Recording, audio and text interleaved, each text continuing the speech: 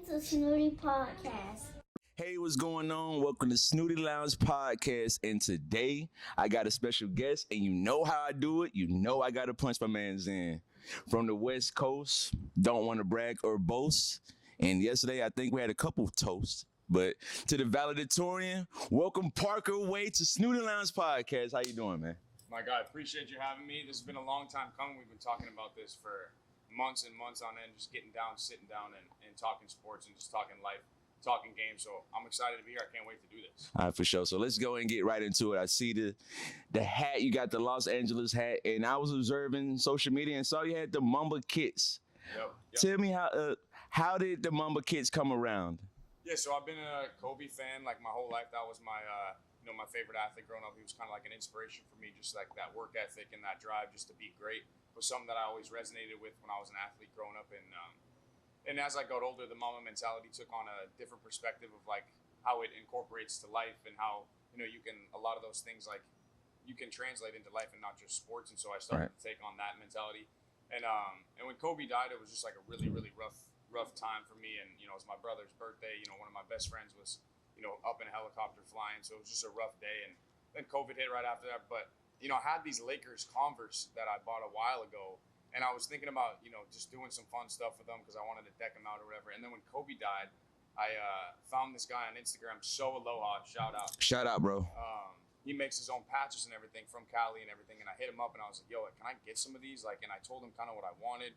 I had some jerseys on there. I had just some other stuff. And I wanted to just do something to remember Kobe with. And I'm a big, shoe fan. I got 40, 50 pairs of shoes at home.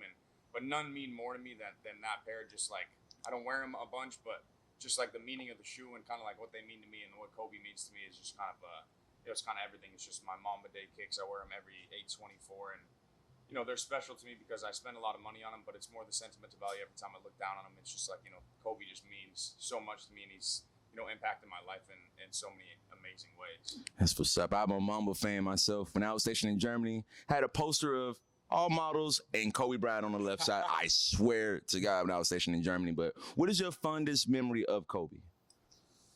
Ooh, fondest memory? The 2010 championship means a whole lot to me because it was against Boston 2 years before. It hurts being a Kobe fan because if we beat Austin, if the Lakers beat Boston in 2008, he has 2 3-peats. Yep. But the one in 2010 stands out a lot just because he struggled in that game, but the way he dogged it out, just rebounded the basketball, made some big shots at the end. But the pass to our test just showed that he had grown so much about being a teammate and trusting his teammates. But the 60-point game is tough not to say because I know that was my senior year in high school. I remember recording the game overnight. I went to bed early because I just didn't want to be on. I wanted to watch it in Zen. Right. And so I couldn't do that with everybody else yelling. So I went to bed early. I recorded it. And I woke up the next morning and I just cried the whole morning because you just couldn't believe the start. He just couldn't make a shot. And then he just starts going crazy. And you're like, is Kobe really going to do something tonight? And then he gets 60. Just something that we'll never see again. I know he didn't go out on the chip, but, he gave everything to the game up into even his last game. So, I love that man. And the 60-point game, obviously 81 means a whole lot. The D Wade shot. Oh, yeah. A lot of those little memories. And then just, one that probably nobody remembers, the pass to Powell in the Magic finals when Powell made it with his left and stuff. And they talked about it in the locker room. Just little stuff like that. I love how he looked at the game. I loved how he approached it. So 60 is probably just the one that pops in my head right away because that game was emotional in so many aspects. It really was. I remember that game. I think he shot 50 shots. Yeah. A bunch of shots. But I know you're from Vegas, the land where they gamble. And, I like to play a couple roulette games myself. How was it for you growing up in Vegas as a kid? So, it's a lot just where everybody else grows up. You're a kid, you don't really know that much. But a lot, our fun was really in hotels and stuff like that. The bowling alley was in the hotels, the arcade was in the hotels, the movie theaters were in the hotels. But man, having an older brother and a younger brother, we played sports every single day. That was my life. We would go to school and we would play sports every single day afterwards. All summer long, it was just sports. I was a big baseball kid when I was growing up in Vegas, loved playing basketball when the season came around. But man, me and my brothers just used to run amok and just play sports all the time. I used to ride my bike outside all the time. What we used to do as kids, you know what I mean? We didn't really have, we had video games, but it wasn't we were really into video games. Right. Like, I'm trying to be outside. I'm trying to hoop. I'm trying to, play wiffle ball, whatever it was. So, I mean, growing up in Vegas was just like anybody else. Obviously, you do see the bright lights and the glitz and the glamour, and you're kind of just like, this is not like where everybody else grows up. I know it's not like where everybody else grows up. But I mean, my parents did a good job of like sheltering us from some of that other stuff. But yeah, I remember when somebody jumped on top of the one of the Vegas hotels with a motorcycle on New Year's, like that, like little stuff like that. You just go like, this ain't like everybody. Backstory. My dad just took us to the strip one night, and I can't remember the guy's name, but he jumped on top of one of the highest hotels in Vegas with a dirt bike, and then came back down and shattered his wrist when he came down, but he landed it. Holy crap. I remember that. That was crazy. But just little stuff like that growing up in Vegas. But man, like that's where my love of sports came from, because like there wasn't really like anything else. Like I just wanted to play sports every day. For sure. I was observing on IG on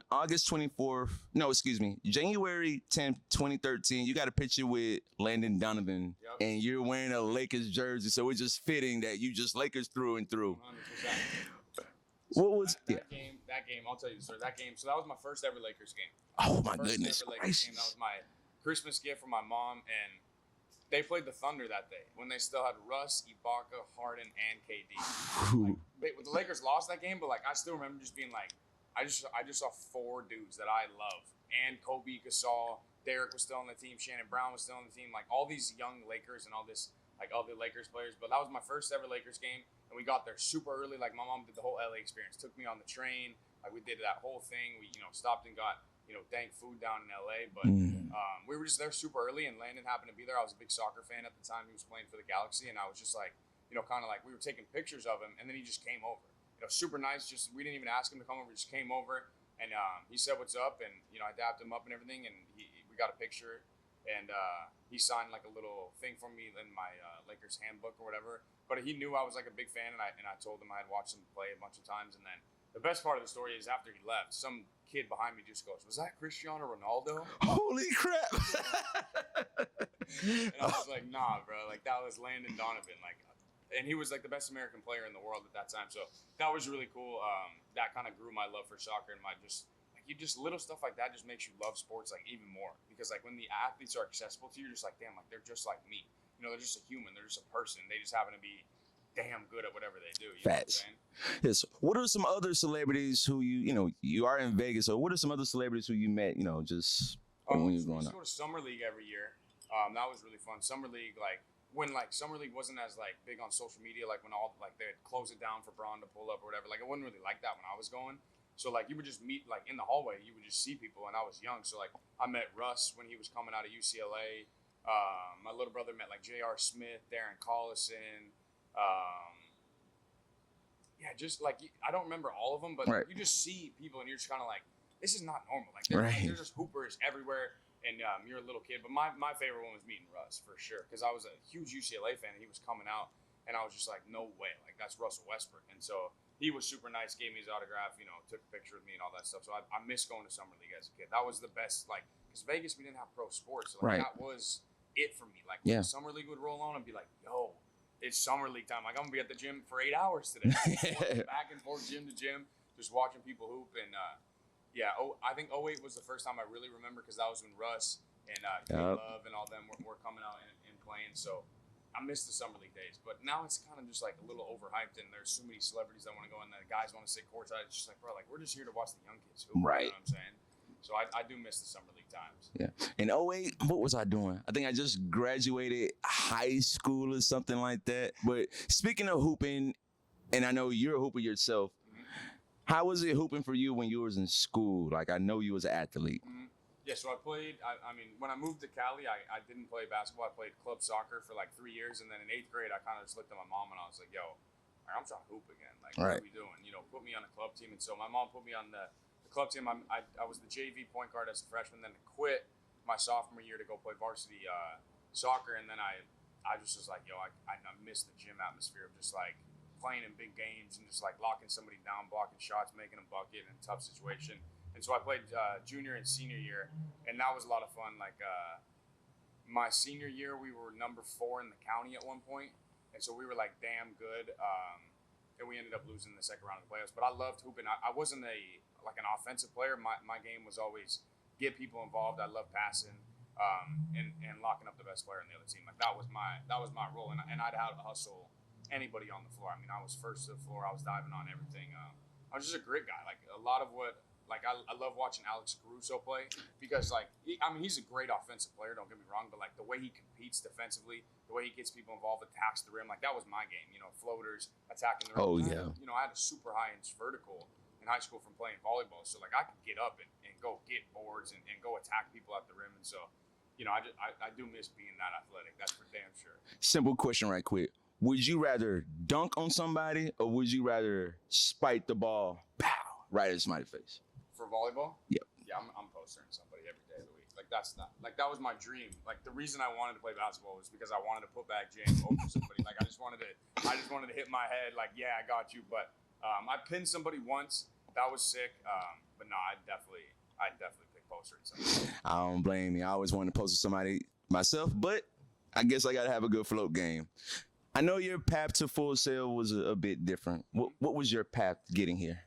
Yeah, I mean, I was I say this all the time. I was a sports addict from the time I was like 4 or 5 years old. My dad introduced me to sports when I was super young, and there was just an innate connection with just competing and like the athletics of it, and just like I don't know what it was. I just loved it from the day I was 4 or 5 years old, and so. I loved it my whole life, and I was a really good athlete. I always thought I was going to go D1. That was kind of my dream. I just wanted to play Division I sports and get an education. And then as I got older, I was like, ain't no way I'm going to school, bro. Like, there's no way, dog. Like, because I just didn't love school enough, but I loved athletics. And so, after high school, I played 1 year of community college volleyball, and the school aspect just wasn't going to work for me. And so I quit. I quit playing sports, and I just started working full time. I worked 2 jobs, and I dealt with some pretty serious mental health issues and stuff like that. That I don't want to say set me back, but it like led me down a path of like really like finding myself and like finding like happiness and what that actually means, not just like finding it from other people and your homies and your family and like what I really wanted to do with my life. And so I moved out when I was 21 and lived with my 2 best friends. And my dad had always told me about this school when it first opened up. He's like, I know you don't want to go back to school, but if you ever do, this is, I think, the path for you. And I used to tell people all the time, if I could just go to school and learn about sports every day, like I'd be the best in the school. Like nobody could compete with me. And so I always wanted to see if that was actually true. COVID hits, and I just didn't feel like I could waste any more time. Right. I just was like, man, like you just never know, like when that opportunity is just going to be done and gone. And so pretty much for 2.5 years, I saved up all my money. I was bartending. I didn't even have a car, so I was saving money doing that, riding my bike to work, and saved up like $19,000 and drove from Cali to Florida to pursue this dream, and it was by far the best decision I ever made. I mean, meeting people like you and all the homies I met here, but I mean, this business is exactly what I dreamed it would be, and as challenging as I thought it would be, and as rewarding as I know it can be. And so I'm so excited that I made this decision, changed my life forever. I've always wanted to be paid to talk about sports, and I've always wanted to travel to every stadium, and now I want to get paid to travel to every stadium. And just the inspiration I can draw from athletes and friends and people that have gone through tough situations but never, let it hold them down or keep them from doing what they want to do with their life. I think that's super important. Like no matter where you are at what stage of your life, you're down, you're up. Like there's always a next journey. There's always a next step that you can go. There's always a level you can get to.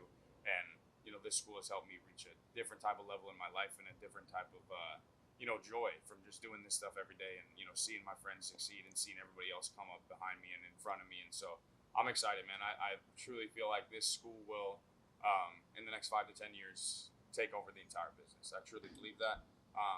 What we are taught here, how we are held accountable here, and the level of expectation that is held for us here is the standard that I envisioned it would be, and I was glad that it was, because I was 23 years old coming here. I didn't want to be treated like a high school kid. I wanted to be treated like a professional in the industry, and so that's what they did. And this school is this school is going to take over. I already know it is, because once you leave here, it's like the work just begins, which is the best part. You got the skills, and now you can just go grind. Yeah, grinding is something that we all love to do. But when was the first time you listened to Dan Patrick?